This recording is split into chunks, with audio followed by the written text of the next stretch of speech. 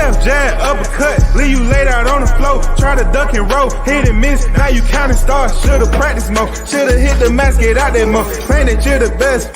You gotta show me, son. Actions over words, baby boy. Is you real or what? Talking way too much, world come. Back sports, talking way too much, world come.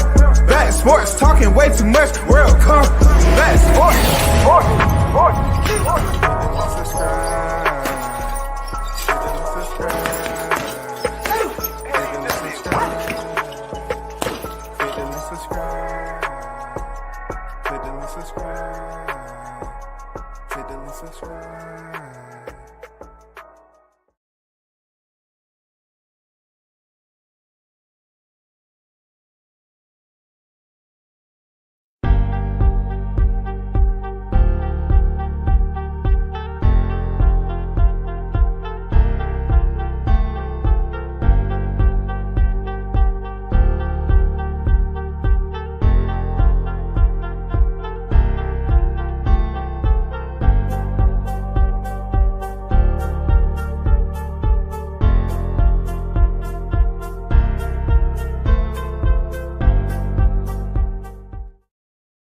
Yo, big shout out to the hottest chat in the MFing game, A-Side Official.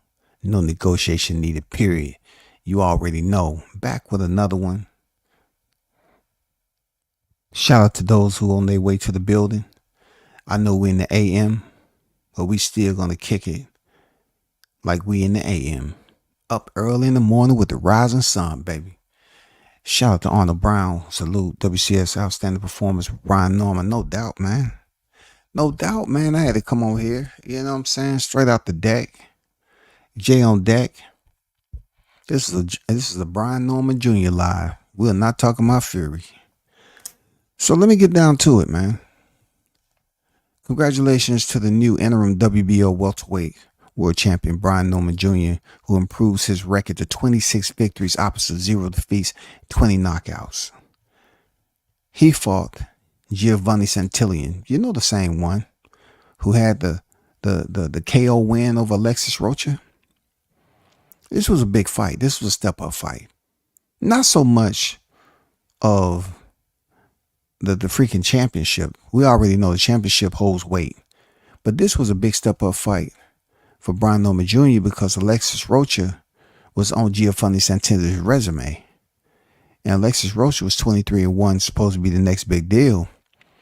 And when he fought Giovani Santillan, it was for the WBO NABO welterweight title. Rocha was down twice round 5 and once in round 6. Okay, so today, in the co-main event, Norman faced Santillan. Now, a lot of people thought this was going to be a tough fight, including myself. Real talk. Based off the other 3 performances that he had, I thought it was going to be a tough fight.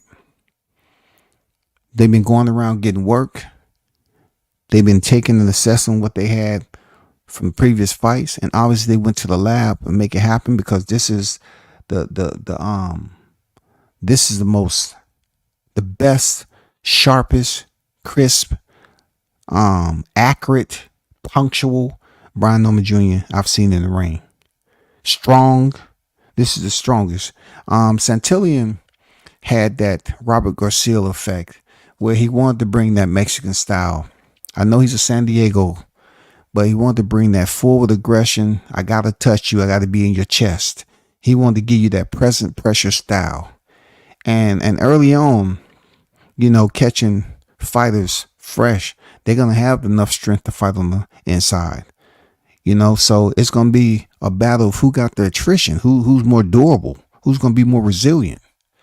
And they was banging out, man, in the early part of the fight. But one thing I seen early was that it seemed like Norman's eyes was very focused, man.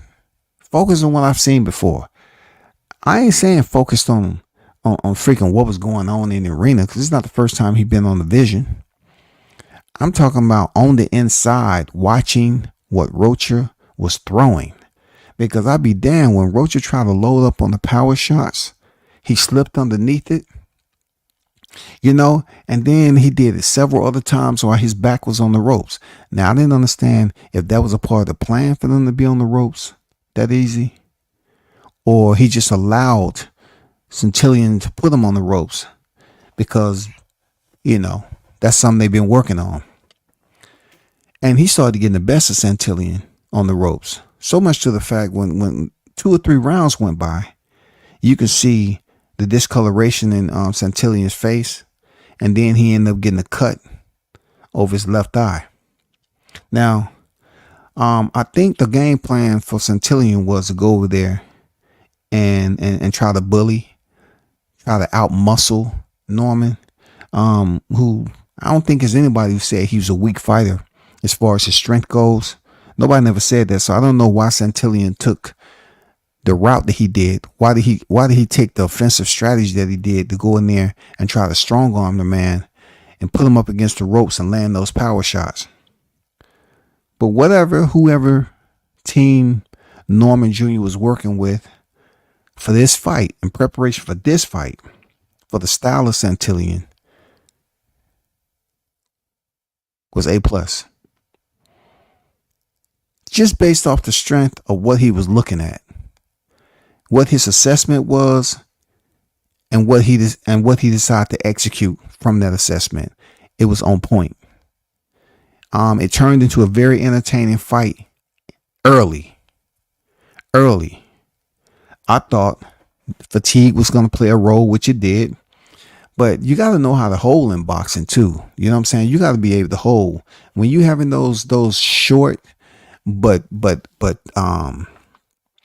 brutal exchanges, and you're really sitting down on your punches. Yeah, you got to have breaks. You got to be able to resupply the respiratory system. You know what I'm saying? You got to resupply the airbags. And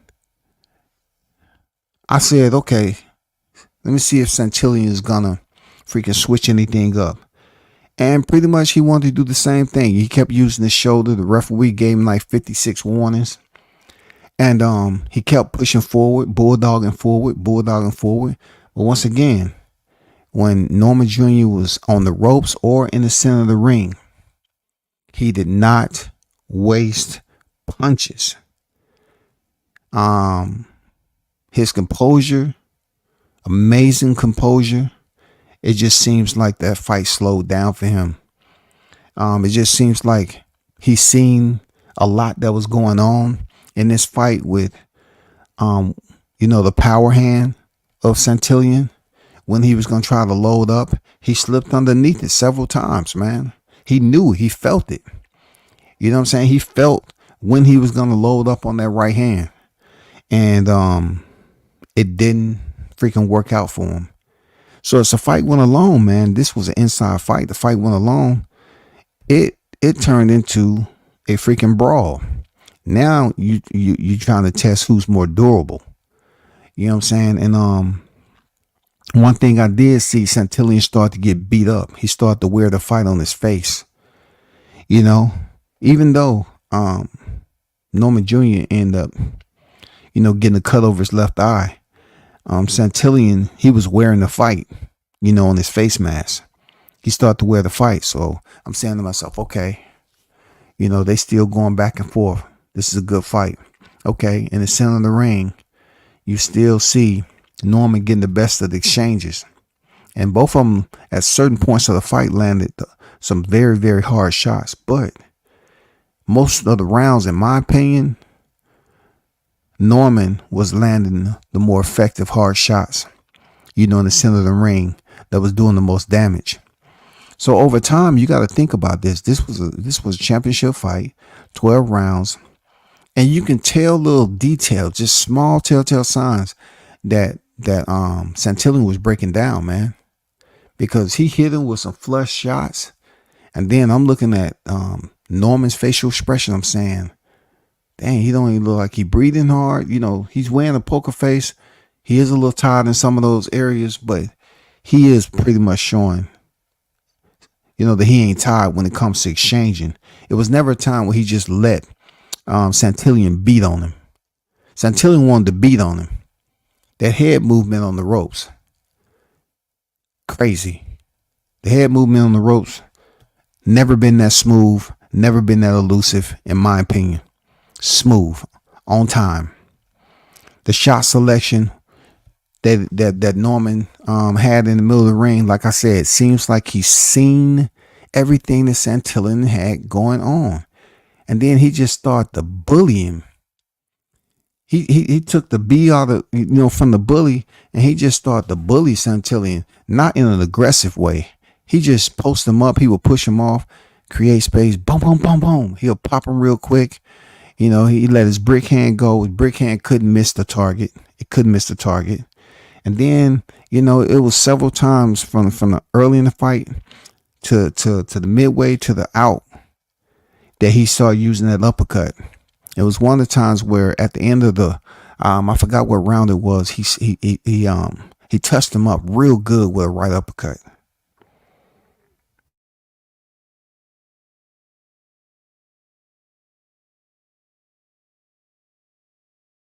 I said to myself, I think that hurt him.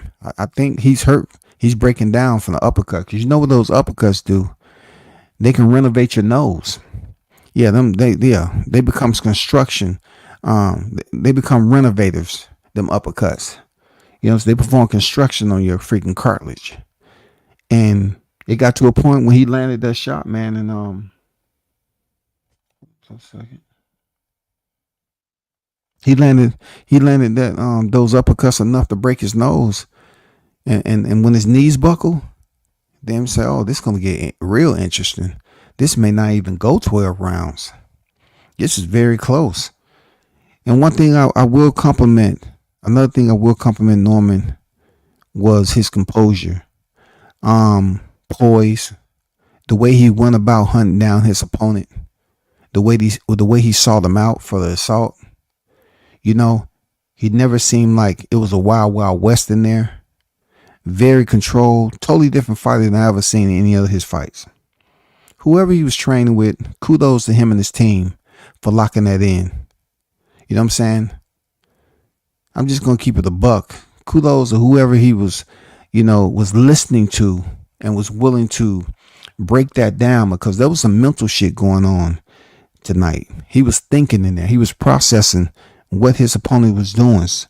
I didn't quite hear what was said in the corner in between rounds, but it was a whole lot of processing going on, calm faced. You know what I'm saying? It was just to a point where a fighter is in there in control of his environment, even though the environment is chaotic. That's what I'm trying to say.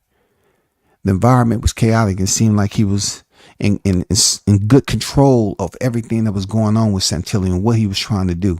And Santillan had Robert Garcia, bro. Come on. A lot of fighters would be intimidated if Robert Garcia was standing across from the ring.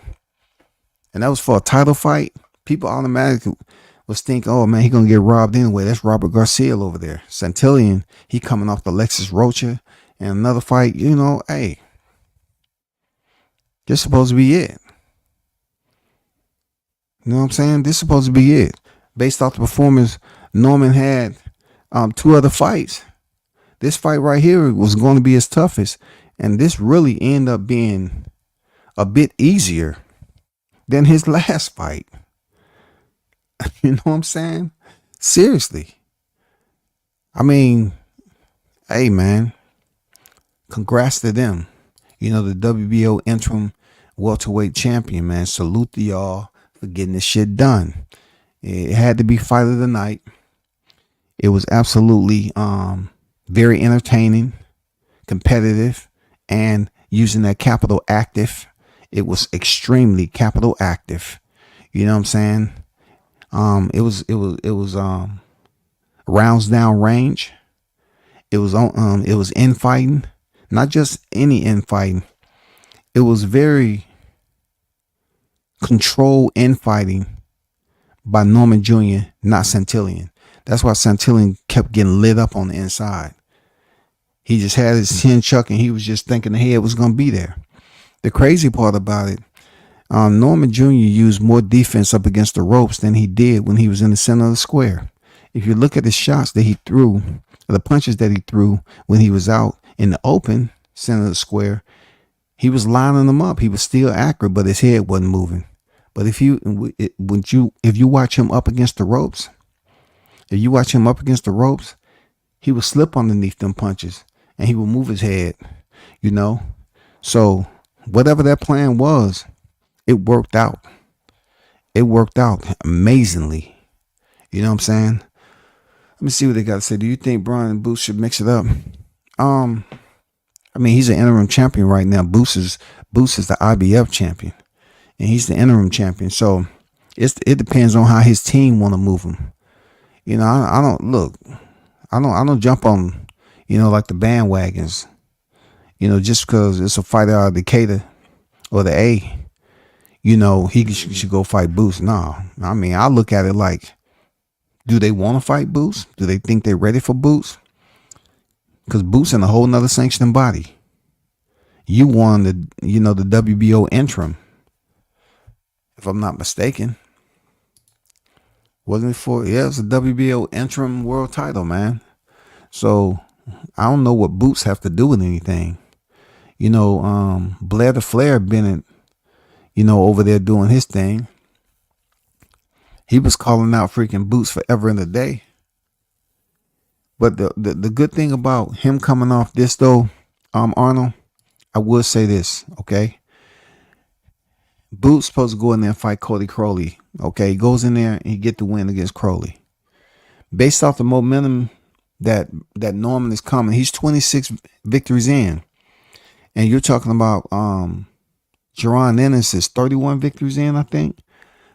Based off this momentum with stopping Santillan, I think the fight will draw in some very, very good interest, man. Seriously, I think people want to come see Brian Norman and Jaron Ennis. That's if people want to make that fight, though. If it was up to me, I would put him in there with some other people, 2 other fighters, other than Jaron Ennis, to try to get himself, like, even for a title. If Crawford's going to vacate the titles anytime, who knows? He can fight somebody for the vacant WBO title. Or, I don't know how it work. He get elevated to the WBO championship and then potentially have a unification. That'll be an even.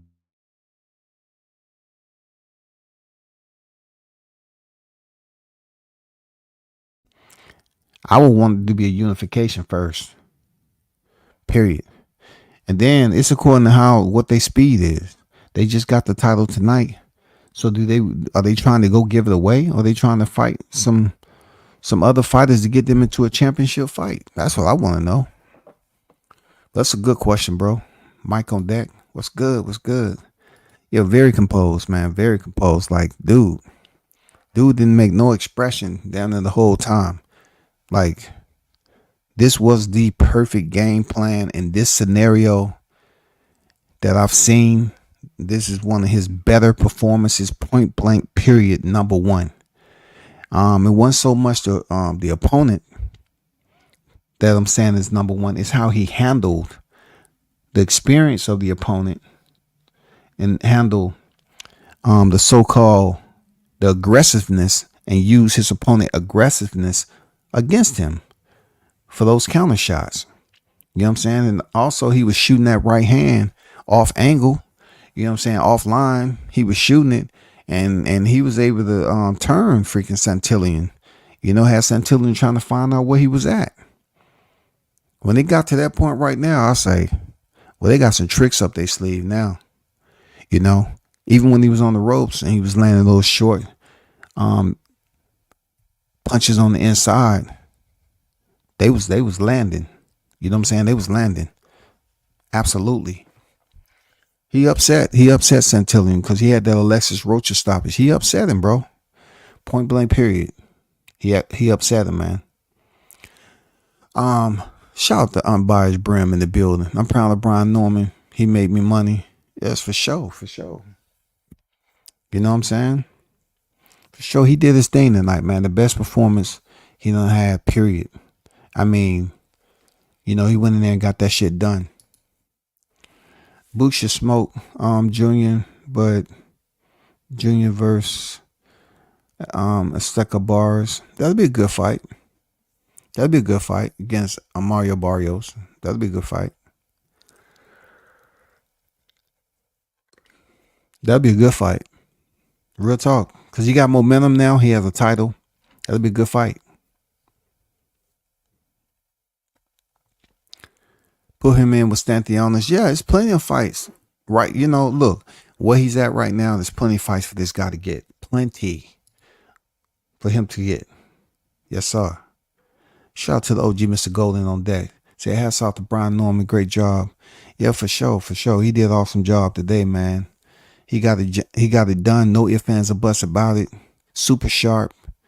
I guess that's what people was trying to see out of here. That they knew he had that potential. You know what I'm saying? That's what I'm hearing. They look at him like that's what we was expecting to see from you. That's what they wanted to see right there. And they saw it tonight. You know what I'm saying? Saw it tonight in the championship fight. And he seemed like he had the gas to go all 12, no problem, still keep up the same intensity. Real solid fight, man. He broke Santillan down and stopped him. And Santillan's going to be thinking about that fight for a long time, because I can see how Robert Garcia them came in there and say, hey, just put him up the ropes. That's the third fight now. That's the third fight now.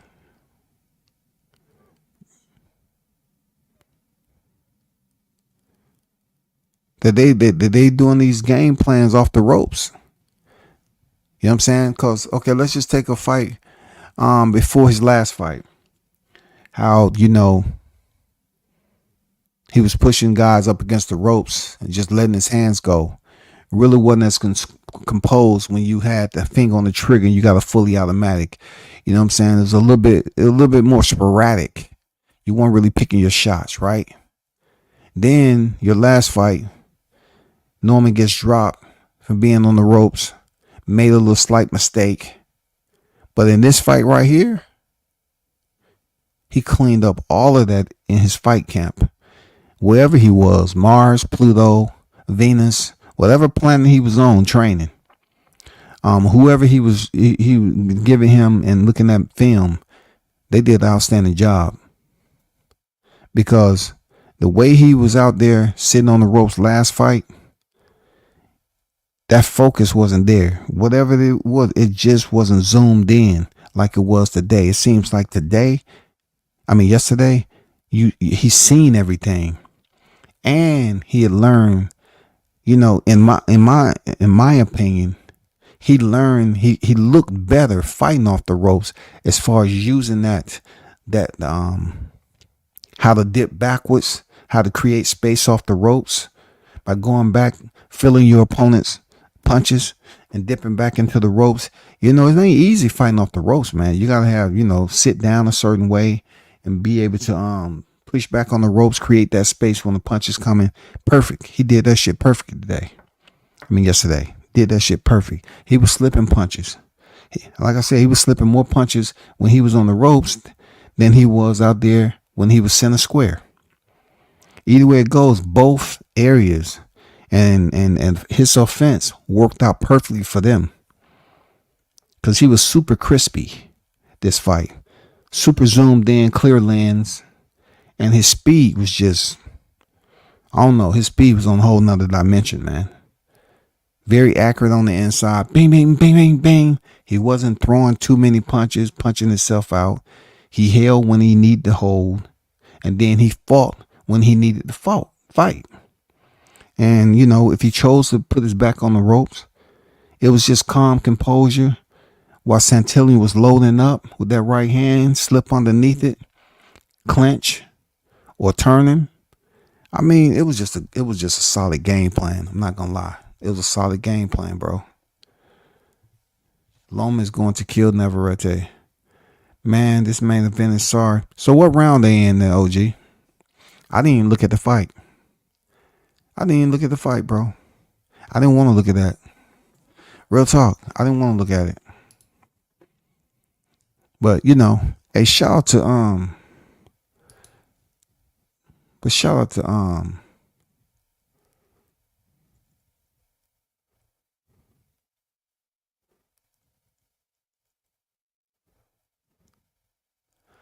shout out to Team Norman Jr. Outstanding fight.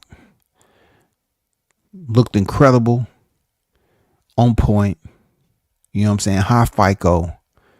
You know, very high FICO for this performance right here. Congratulations on the freaking WBO interim title.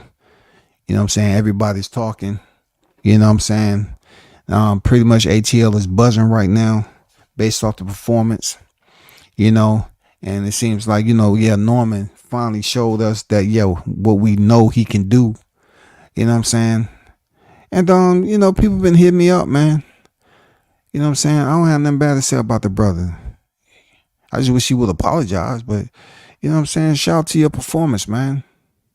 It was nothing ever this way that I did. You know what I'm saying? But you handle your business, man. You continue to grow in the sport, man. And salute to you and your team. I'm very happy for y'all. Real talk. Whatever y'all did this training camp or whatever film study or whatever, whoever talked to him, did y'all take him up in the Himalayan mountains and have him talk to some monks or something? Did y'all freaking talk to Bruce Lee? Is he still living? I mean, because y'all was super focused. Y'all was in there flowing like water. For real, you was in there flowing like water tonight. You know what I'm saying? You got the shit done. I'm not even gonna hold you on that. But y'all be easy, man. Shout out to the hottest chat in the MF game. And once again, big shout out to Team Norman Jr. You know what I'm saying? The new interim WBO welterweight world champion. Got it done. Great job, man. You know what I'm saying? Salute. Until next time.